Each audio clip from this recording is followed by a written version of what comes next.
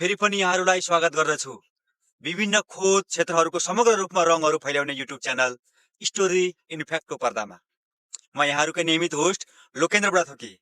अगाडिको पहिलो भागमा मैले हजुरहरूलाई वनझाँक्री र यतिको आध्यात्मिक र भौतिक यात्राको बारेमा चर्चा गरे।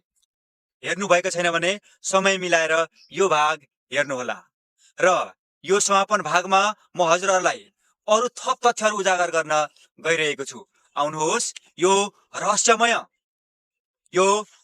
र आध्यात्मिक यात्रामा हामी हातेमालो गर्दै वनझाँक्री र यतिको दुनियाँमा अझ गहिराईमा डुबौं। हिमाली क्षेत्रका शेर्पा जातिहरूमा यो भनाइ छ कि यतिहरूको लेयर अर्थात् गुफाहरू दङदङ्गी गनाउने खालको हुन्छ। उनीहरूले शरीरमा पुरै लसुन दलेका हुन्छन् र उनीहरूलाई भारी भरकम रिस उठ्दछ। यद्यपि यतिहरू मनकारी हुन्छन्। एउटा यस्तो कहानी पनि छ कि मानव र यति परिवार बीचको सम्भोगसम्मका धेरै कहानीहरू। महिला यतिहरू खतरनाक हुन्छन् र उनको क्रोधको एउटा कथा समेत छ, जसमा स्त्री यतिले आफूले बन्दी बनाएको मानिसको सहवासबाट बच्चा जन्माउँछे। जब बन्दी बनाएको पुरुष भाग्दछ त यति स्त्रीले आफूले जन्माएको बच्चालाई मार्छिन् र क्रूरतापूर्वक बच्चाको गिदी समेत खान्छन्। यतिहरूको बौद्धिकता मानवभन्दा कम भएको मानिन्छ, तर यतिले मानव जीवनसाथी, मानव मित्र र आफ्ना छोराछोरीहरू प्रतिको प्रेम लगायत मानवीय भावनाहरू यिनीहरूको अनुभव गर्न सक्दछन्। तिनीहरूको भावनामा चोट लाग्दा उनीहरू रुन्छन् र मानव शिकारीले आफ्नो परिवारको क्षति गरेको कारणले यतिले आत्महत्या गरेको समेत एक कहानी छ। अर्को कहानी जसमा यतिले मानव जीवन बचाएको हुन्छ। कथाले भन्दछ उनीहरू गाउँमा पसेर रक्सी चोरेर पिउँछन्, जसले गर्दा उनीहरूको समूल मृत्यु हुन पुग्छ। On the yeti trail the search for the elusive स्नोम्यानका लेखक मदन मोहन गुप्ता र त्रिभुवन नाथ लेख्दछन् कि यतिहरू मानिसले जे गरेको देख्दछन् त्यस्तै कामको नक्कल गर्ने खालको हुन्छन्। फेरि यही कारणले यतिहरू विलुप्त भएको हुन् भनेर उहाँहरूको भनाइ छ। यस्तै भाजु केशरलाल आफ्नो पुस्तक टेल शब्द यतिमा लेख्दछन् यतिले शिकार गर्ने ठूला जनावरहरूको अतिरिक्त उनीहरूले हिमालयमा थोरै ठूलो साइजमा हुर्कने मुफला अर्थात् मनपा भनेर चिनिने भ्यागुता जस्तो प्राणी खान्छन्। स्थानीय बासिन्दाले पनि यो जनावरलाई खान्छन् र ती भ्यागुताहरू प्रशस्त हुने चट्टानी ठाउँहरूमा बारम्बार भेट हुने कथाहरू त्यहाँका मानिसहरू भन्दछन्। तिनीहरूले मोराइन क्षेत्रहरूमा चट्टानहरूमा बढेको नुनिलो काई पनि खान्छन्। यतिले अन्न भण्डार र बगैँचामा छापा मार्ने, माटोबाट आलुहरू निकाल्ने र तरकारी समेत खाने गर्दछन्। यसबाहेक तिनीहरू कहिलेकाहीँ आफ्नो हातको पछाडिपट्टिबाट खान्छन्।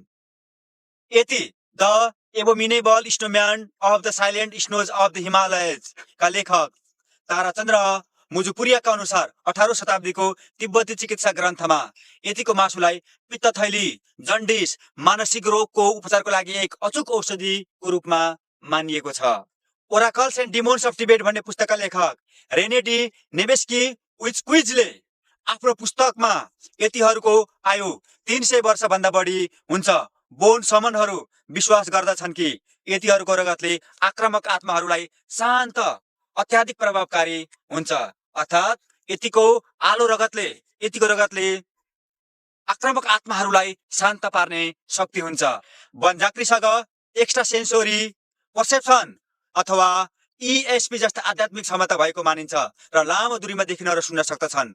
वनझाँक्रीहरूले भर्खरै मारिएको जनावरको मुटुको जोखाना हेरेर भविष्य जान्दछन्, जस्तै मानव धामीहरू गर्दछन्। वर्तमानमा पुराना मानिसहरूबाट अझ के सुन्न पाइन्छ भने वनझाँक्रीहरूले शिकार मारेपछि र पूर्णिमाको समयमा निर्जन पहाडी जंगलहरूभित्र कुनै सामुदायिक अनुष्ठान गर्दै गरेको समेत मानिसहरूले भन्दछन्। यो समेत कहानी छ।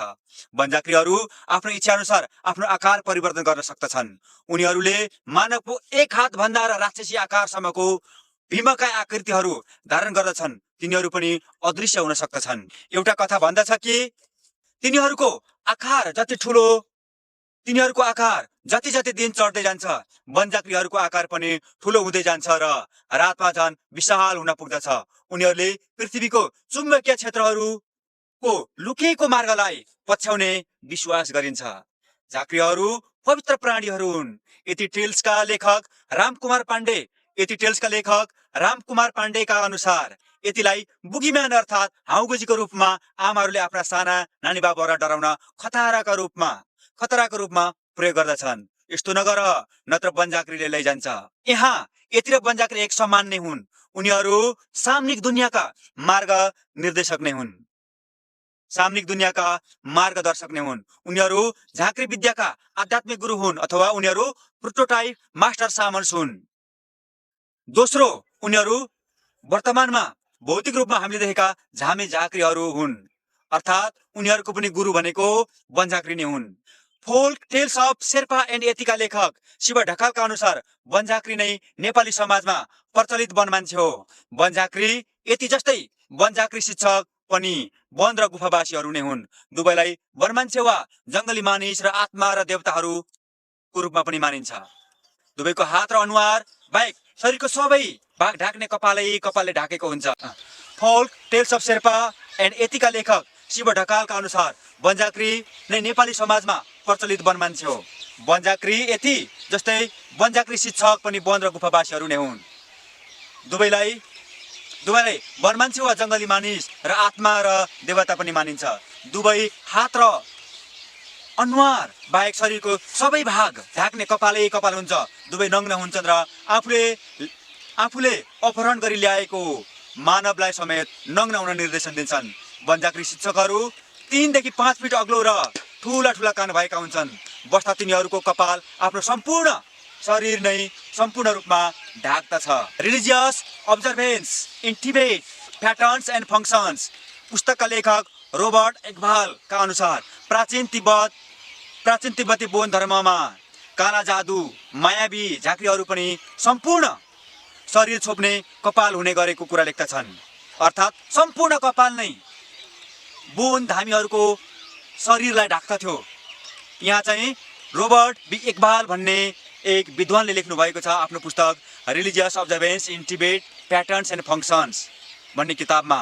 उहाँका अनुसार हुनसक्छ हामीले सुनेका वनजाक्रीहरू पनि तिनै अमर मायावी बौद्ध सम्प्रदायका प्राचीन धामीहरू नै हुन् कि जो आवश्यक अनुसार आफूलाई यस धरतीमा प्रकट गराउँदछन्। Shamanism among the Tamang of Nepal folk curing and साइकोथेरापीका लेखक ल्यारी पिटर्सका अनुसार वनजाक्रीनीलाई प्राय नाइमो भनिन्छ। वनजाक्रीहरू निशाचर हुन्छन्, रातमा राम्रोसँग देख्दछन्, कुनै पनि कुरामा आकार परिवर्तन गर्न सक्दछन्, आफूलाई अदृश्य बनाउन सक्दछन् र सूर्यास्त पछि सधैँ आफूले सिकाउन चाहेको उम्मेदवारलाई समात्न सक्दछन्।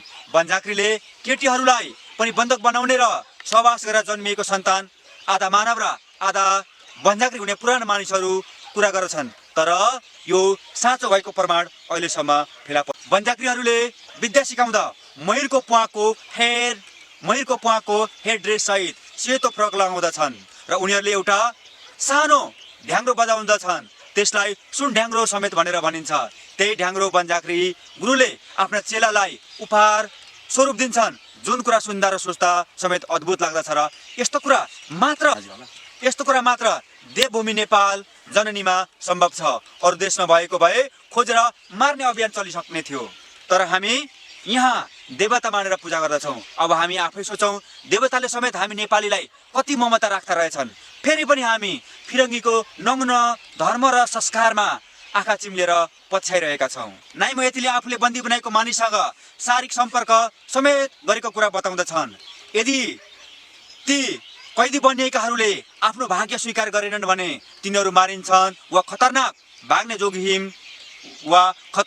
भाग्ने जोखिम समेत उठाउनु पर्दछ। यति एन्ड द वनजाक्री इन नेप्ली सामनिजमका शोधकर्ता ल्यारी पिटर्स, जो चाहिँ अमेरिकाको क्यालिफोर्नियाबाट नेपालको पहाडी क्षेत्रमा यति र वनजाक्री सम्बन्धी खोज र अध्ययन गर्न आएका थिए। उनले काठमाडौँको बौद्धमा सन् 1997मा द जर्नल अफ ट्रान्सपर्सनल साइकोलोजीको बारेमा कुरा गर्दा एकजना तामाङ महिला धामी जसलाई तामाङ भाषामा आमा बोम्बो भनेर सम्बोधन गरिन्छ।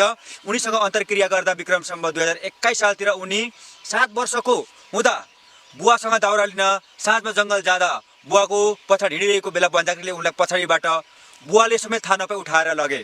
ल्यारी पिटर लेख्दछन्, she was taken through the forest to his cave where he took her clothes from her and had sex with her. Afterwards, when inspecting her body, he discovered she had a slight scar on her face, an imperfection, and immediately threw her out of the cave. मतलब उनलाई बन्जाक्रीले झाडी नै झाडी भएको बाटो हिँडाउँदै एउटा गुफामा पुर्याएर उनको कपडा उतारेर बालिकासँग सम्भोग गरेर त्यसपछि जब उसले बालिकाको शरीर निरीक्षण गर्दा उसले बालिकाको अनुहारमा थोरै दाग देखे, एउटा अपूर्णता, र तुरुन्तै बन्जाक्रीले उनलाई गुफा बाहिर फ्याँकिदिए। उनी बच्न सफल भइन्, तर उनको शरीरमा कम्प आइरहने भयो र पछि उनलाई एकजना जान्ने मानव झाँक्रीले ठिक तरिकाले बन्जाक्रीलाई बक्साएर सही मार्गमा ल्याइदिए।